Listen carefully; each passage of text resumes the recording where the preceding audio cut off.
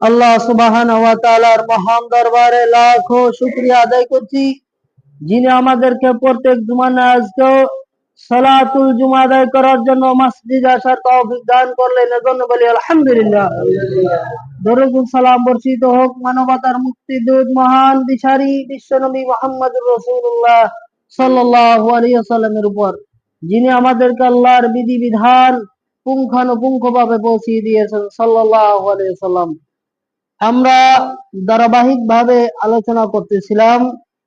আমাদের ইতিপূর্বে আলোচনা ছিল সন্তানের প্রতি পিতা মাতার কর্তব্য।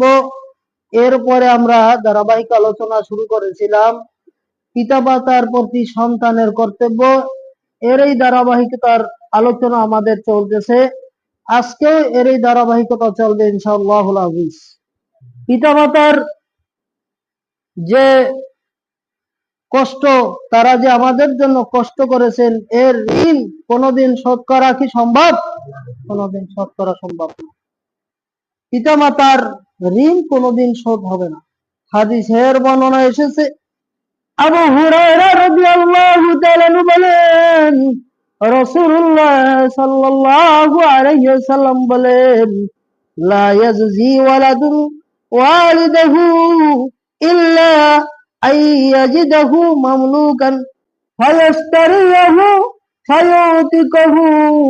সন্তান পিতামাতার কোনদিন ঋণ পরিশোধ করতে পারবে না, তবে যদি পিতা মাতাকে কখনো দাস অবস্থায় পায়, আর দাস অবস্থায় পায় কারণে যদি সে তাদেরকে মুক্ত করে দিতে পারে, তবে এর প্রতিদান হতে পারে। অপর হাদিসের বর্ণনায় রয়েছে, আবু বুরদা রাহিমাহুল্লাহ বলেন, আমি ইবনু উমর রাদিয়াল্লাহু তাআলা আনহুর কাছে ছিলাম। এমত অবস্থায় একজন ব্যক্তি, ইয়ামেনের ব্যক্তি, ওয়ারাজুল ইয়ামানিয়্যু ইয়াতুফু বিল বাইত, অপর এক ব্যক্তি ইয়ামেনের বসবাসরত ব্যক্তি আল্লাহর ঘরে তওয়াফ করতেছিল। قد حمل أمه وراء ظهره, এমত অবস্থায় তার পিঠে তার মাকে বহন করতেছিল। অর্থাৎ ইয়েমেনে বসবাসরত ব্যক্তি যখন আল্লাহর ঘর যখন তওয়াফ করতেছিল, এমত অবস্থায় তার মাকে তিনি পিঠে বহন করে তিনি তওয়াফ করতেছেন। ওই লোকটা বলতো,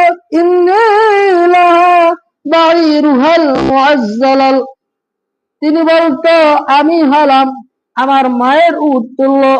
অর্থাৎ তখনকার সময় তো উট, বিশেষ করে উটে জিনিসপত্র বহন করত, এই হিসেবে তার মাকে তিনি বলতো যে আমি মায়ের জন্য উট তুল্য, অর্থাৎ আমি মাকে সব জায়গায় বহন করি, সব জায়গায় নিয়ে যাই।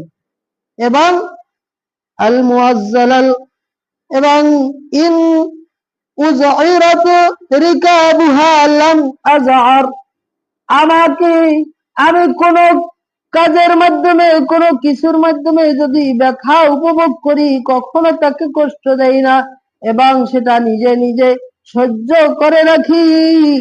তখন ইবনে ওমর রাদিয়াল্লাহু তাআলা ওই ব্যক্তি বলেন, ইয়া আবনা ওমর আতারানি জাযাইতুহা, হে ইবনে ওমর, আমি কি এই মাকে যেভাবে বহন করতেছি, কষ্ট সহ্য করতেছি, এতে কি আমি আমার মায়ের ঋণ পরিশোধ করতে পেরেছি?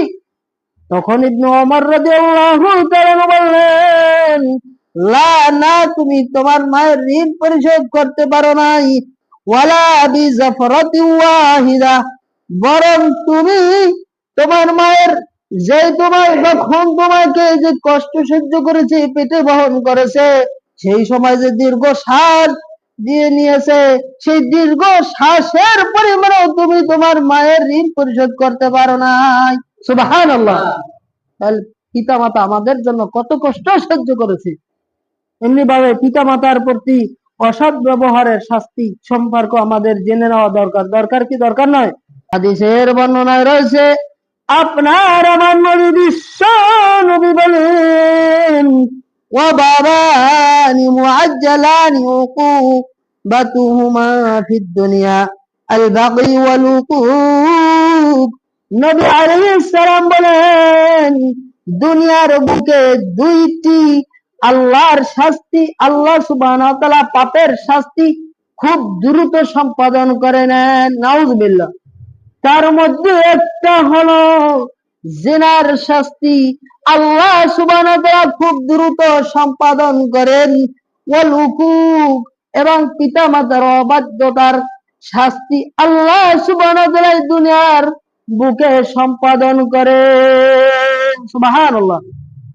তাই এজন্য কখনো জিনা ব্যভিচারের কোন এই ধরনের কোন কাজকর্মে লিপ্ত হওয়া যাবে না, এবং কি করা যাবে না, পিতা মাতার সাথে অসৎ ব্যবহার করা যাবে না। যাবে? কখনো করা যাবে না। পিতা মাতার সাথে অবাধ্য হওয়া যাবে না। তাহলে আল্লাহ সুবহানাহু ওয়া তাআলা দুনিয়ার বুকে এই শাস্তিটা দুনিয়ার বুকে খুব দ্রুত সম্পাদন করে নেন, এবং পরকালের জন্য এর শাস্তি বহাল রেখে দেন। নাউজুবিল্লাহ। হাদিসের বর্ণনায় রয়েছে, পিতামাতার অবাধ্যতা ব্যক্তির বিরুদ্ধে আল্লাহর ফেরেশতা জিবরাইল আলাইহিস সালাম বদদোয়া করেন। নাউজুবিল্লাহ। আপনি আমি শুনেছি, 3টি সিঁড়িতে আপনার আমার নবী, বিশ্ব নবী যখন পা রাখলেন, তখন প্রথম সিঁড়িতে পা রাখলেন, তিনি বললেন আমিন। দ্বিতীয় সিঁড়িতে পা রাখলেন, বললেন আমিন। তৃতীয় সিঁড়িতে পা রাখলেন, বললেন আমিন। সাহাবায়ে কেরাম জিজ্ঞেস করলেন, আল্লাহর নবী, আমরা এর হাকিকত বুঝলাম না। তখন নবী আলাইহিস সালাম বলেন, এই মাত্র আমার কাছে জিবরাইল আলাইহিস সালাম এসে বললেন যে যে ব্যক্তি রমাদানুল মুবারক পাইল, রমাদানুল মুবারক পাওয়ার পরে তার গুনাহকে মাফ করে নিতে পারল না, ওই ব্যক্তির জন্য ধ্বংস। আমি বললাম আমিন। এরপরে জিবরাইল আলাইহিস সালাম বললেন, যে ব্যক্তি আপনার নাম শুনলো এবং দরুদ পড়ল না, সাল্লাল্লাহু আলাইহি সাল্লাম বলল না, ওই ব্যক্তির জন্য ধ্বংস। আমি বললাম আমিন। এরপরে আমি পা রাখলাম সিঁড়িতে। এরপরে জিবরাইল আলাইহিস সালাম বলল, যেই ব্যক্তি তার মা বাবাকে পাইল, মা বাবাকে পাওয়ার পরে জান্নাতে যেতে পারল না, ওই ব্যক্তির জন্য ধ্বংস। আমি বললাম আমিন।